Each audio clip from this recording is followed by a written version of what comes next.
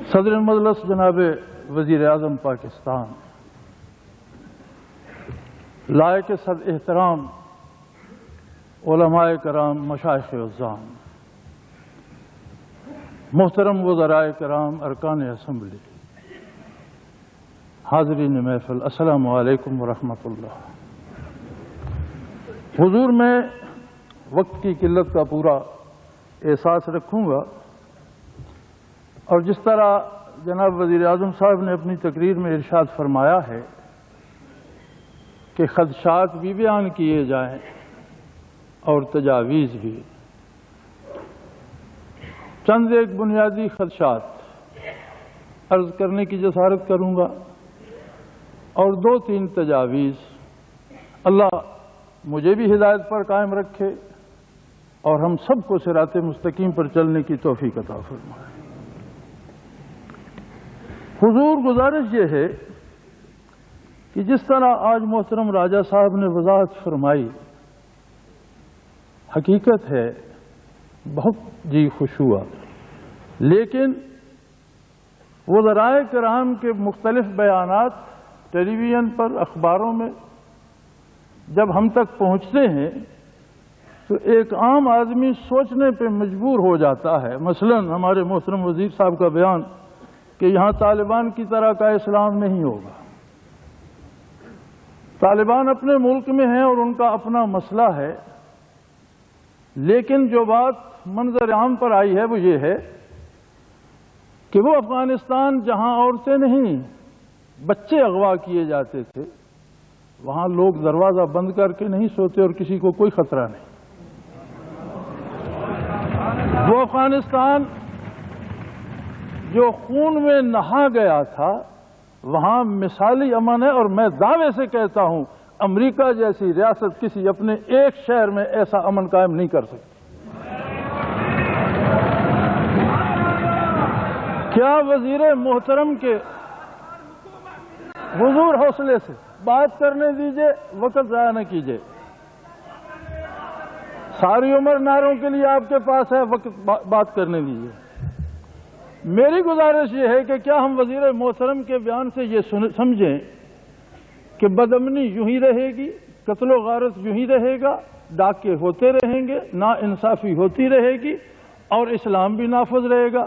تو یہ بات ہماری سمجھ سے بالاتر ہے۔ دوسری بات، ٹیلی ویژن بھی پاکستان کا ہے اور وزارت ہے، اور محترم جناب وزیر اعظم صاحب کے زیر سایہ پروان چل رہا ہے۔ جب سے آپ نے اعلان فرمایا ہے آپ کا ٹیلی ویژن سوائے نفاذ اسلام کا مذاق اڑانے کے کچھ نہیں کر رہا۔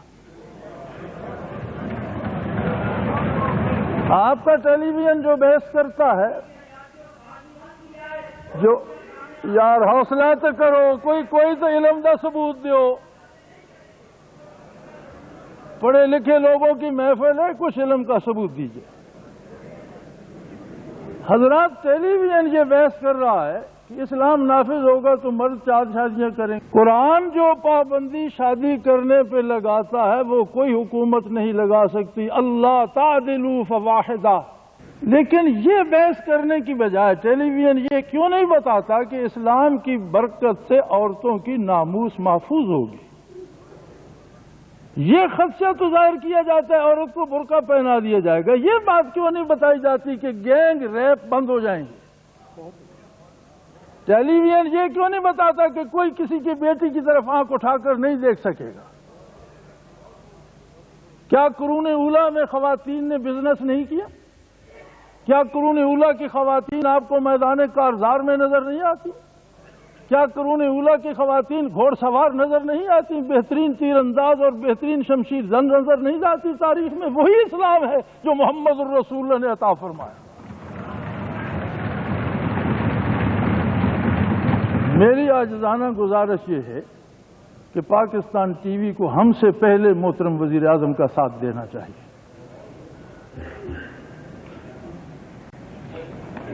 میری گزارش یہ ہے کہ اس ملک کی 70% آبادی پینے کے صاف پانی کو ترس رہی ہے۔ 90% وہ لوگ ہیں جو نان شبینہ کے لیے بیزار ہے، 8% طبقہ عمرا ہے اور 2% طبقہ خواص ہے۔ کیا اس 90% کی روزی کی فکر اسلام دیتا ہے یا نہیں؟ اگر دیتا ہے تو اسلام کو معاشی نظام سے شروع کیا جائے اور اس غریب تک کھانے کا انتظام پہنچایا جائے جس کے بیٹے بھوکے سو جائیں، جو بچوں کو تعلیم نہیں دلا سکتا، جو بیمار ماں باپ کا علاج نہیں کرا سکتا، تو اسلام کو معاشی نظام سے شروع فرمایا جائے اور اس بات کو مد نظر رکھا جائے۔ اسلامی نظام تو یہ ہے کہ سیدنا فاروق اعظم رضی اللہ عنہ فرماتے ہیں دجلہ کے کنارے کوئی کتا بھوکا رہ گیا تو خطاب کا بیٹا پکڑا جائے۔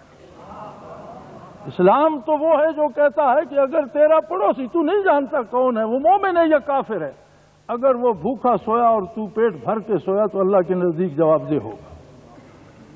لوگوں کی معاش کی فکر۔ محترم وزیر اعظم صاحب، 720 روپے خرچ آیا بجلی کے یونٹس کا اور 4320 روپے بل تھا، وہ باقی سارے چارجز تھے، غریب آدمی کہاں سے دے گا؟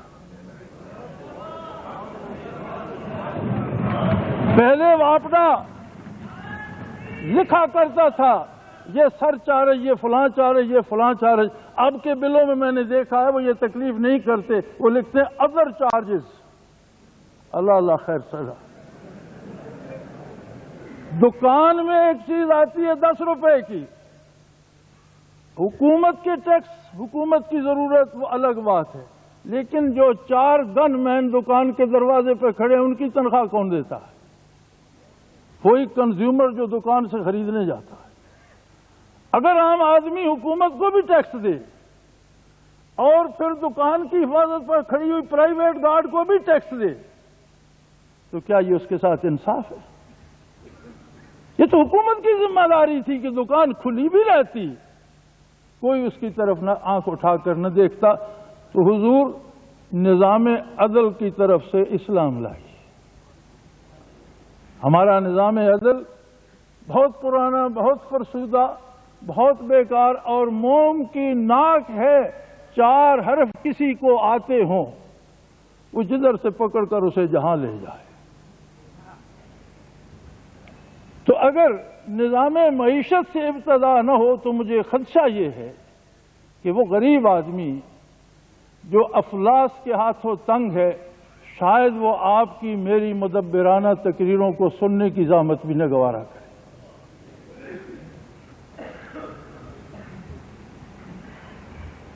میری گزارش یہ ہے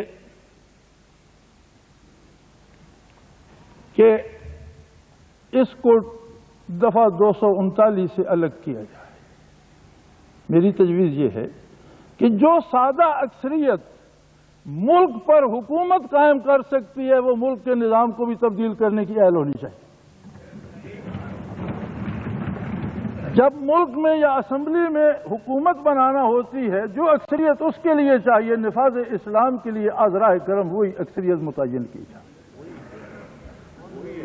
حضور بہت آئیے، ہاں وہ ہے تو بہت اچھے، اللہ آپ کو سلامت رکھے۔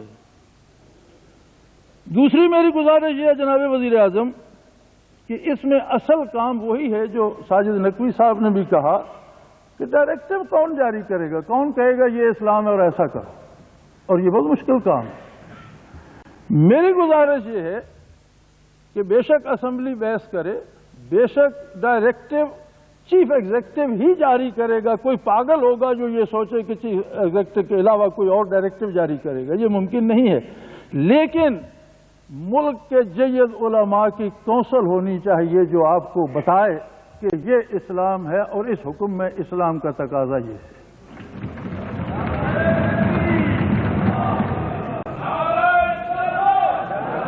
تیسری میری گزارش یہ ہے اور آخری کہ جب آپ بل اسمبلی میں پیش کریں تو عذرائے کرم اسمبلی کی بحث ہمیں لائیو دکھائیے، ہم بھی وہ چہرے دیکھ سکیں جو اسلام کے خلاف بات کرتے ہیں۔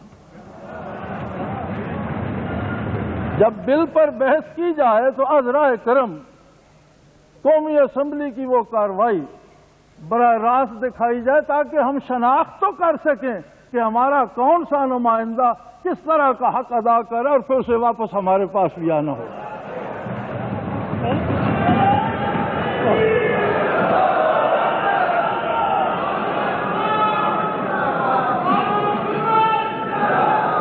جناب وزیر اعظم، میں آپ کو یہ یقین دلانا چاہتا ہوں کہ یہ لوگ جو یہاں تشریف فرما ہیں یہ ایک ایک بندہ نہیں ہے، یہ 14 کروڑ پاکستانی مسلمانوں کے نمائندہ لوگ ہیں۔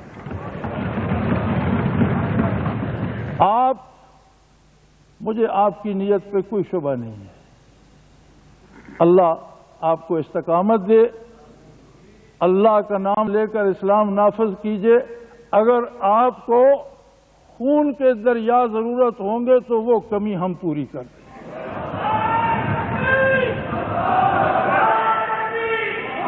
ہمارے تو گناہ اتنے ہیں کہ میں سمجھتا ہوں اگر ہم شہید نہ ہوئے تو شاید بخشے ہی نہ جائیں۔ ہماری ضرورت ہے شہادت، آپ ہمیں آزما کر دیکھیے۔ اللہ کریم آپ کو ثابت قدم رکھے۔ اور ایک آخری بات، نبی علیہ الصلوۃ والسلام کی پیشگوئیوں میں موجود ہے اور میرا ایمان ہے انشاءاللہ یہ ملک قائم رہے گا اور اس پر اسلام نافذ ہوگا۔ میں چاہتا ہوں کہ یہ سعادت آپ حاصل کر لیں۔ خدا نخواستہ رہ گئے تو اللہ کسی اور کو دے دے گا اور اسلام انشاءاللہ ضرور نافذ ہوگا۔ آخر دعوانا